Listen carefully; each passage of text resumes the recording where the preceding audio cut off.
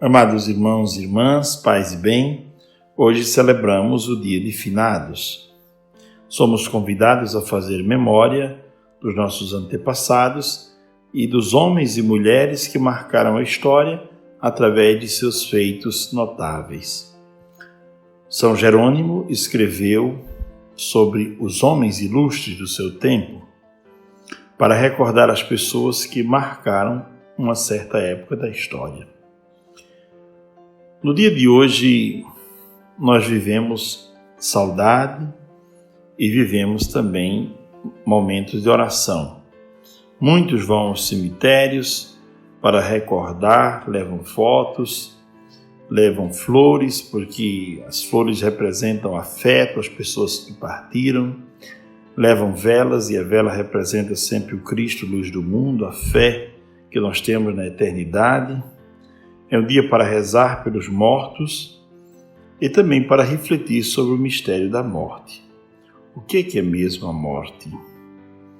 A Bíblia nos diz em Gênesis capítulo 3, versículo 13, que a morte é uma realidade inevitável. Lembra-te que és pó, e ao pó hás de voltar outra vez. Lembra-te que és pó. E o próprio Cristo diz: se o grão de trigo que cai na terra não morre, ele continua somente um grão de trigo. A morte é uma realidade inevitável e Jesus trata como se fosse uma realidade necessária para conhecer a vida verdadeira, necessária para conhecer a eternidade. Assim como caem as folhas das árvores para inaugurar uma nova estação, nós seremos convidados à eternidade para viver com Deus fora do tempo, para viver com Deus naquilo que é próprio da eternidade. O que é a morte senão a fronteira entre o tempo e a eternidade? Uma vez lá, mudará tudo. Nossas vestes não nos servirão mais, seremos revestidos de glória. Nosso idioma não nos servirá, falaremos o idioma único, o idioma do amor e da pureza de Cristo. Nossos tesouros ou riquezas lá não poderão comprar nada, porque as riquezas ali serão outras. A morte não deve ser pensada como o fim, mas como um retorno para um jardim bem conhecido dos nossos antigos pais, onde nossos primeiros pais moraram. A morte será, portanto, encontrar-se com alguém que nos amou desde a eternidade. Será receber o abraço, o beijo e o calor daquele que é a luz verdadeira, a luz sem fim, o vivente por excelência. Morrer será mergulhar na eternidade, onde não haverá escuridão, mas a vida que não termina nunca. Com estas palavras, inicio a nossa reflexão de hoje. Vamos tomar o Evangelho do dia, João capítulo 6, versículos de 37 a 40. Naquele tempo, disse Jesus para as multidões: todos os que o Pai me confia virão a mim, e quando vierem não os afastarei. Pois eu desci do céu não para fazer a minha vontade, mas a vontade daquele que me enviou. E esta é a vontade daquele que me enviou, que eu não perca nenhum daqueles que ele me deu, mas os ressuscite no último dia. Pois essa é a vontade do meu Pai, que toda pessoa que vê o Filho e nele crê tenha a vida eterna, e eu o ressuscitarei no último dia.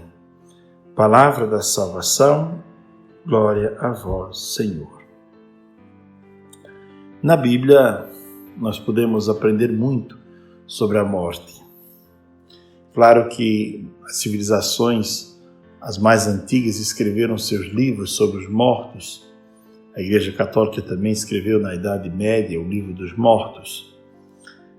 Mas nós podemos aprender muito com Jesus sobre a morte e também com os santos, porque a morte dos santos nos ensina muito sobre a vida e sobre a morte, porque a vida e a morte caminham juntas, estão intimamente ligadas. Morre bem quem viveu bem. Vida e morte são amigas bem próximas e convivem o tempo inteiro juntas, desde o nosso nascimento. Se o nascimento é um parto, a morte também o é. Passamos a vida inteira morrendo para algumas coisas e nascendo para outras.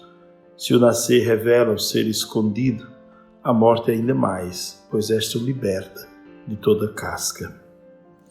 Viver para mim é Cristo, dirá o apóstolo Paulo.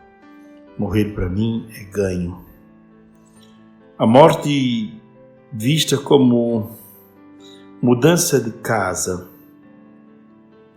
mudança de convívio. Saímos desta experiência para habitar ou para fazer parte de uma outra no seio da Santíssima Trindade, para morar com Deus de maneira muito mais completa, experimentar a Deus.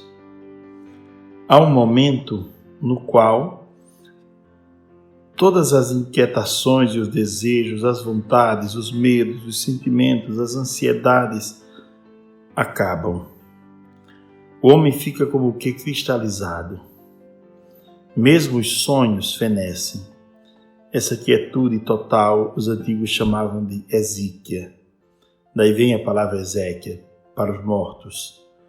Se o homem treinar desde hoje esta quietude, a morte terá pouco para levar, ou a morte poderá nos molestar muito pouco.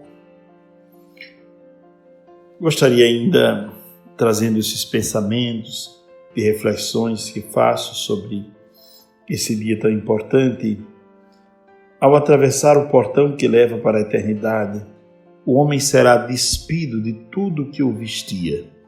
Títulos importantes, papéis sociais, carreiras, despido de tudo que não pode passar sem ser destruído por este portão. O homem passará sozinho com aquilo que ele construiu de si mesmo, com aquilo que de fato é dele, porque nós só levaremos para a eternidade aquilo que de fato for nosso.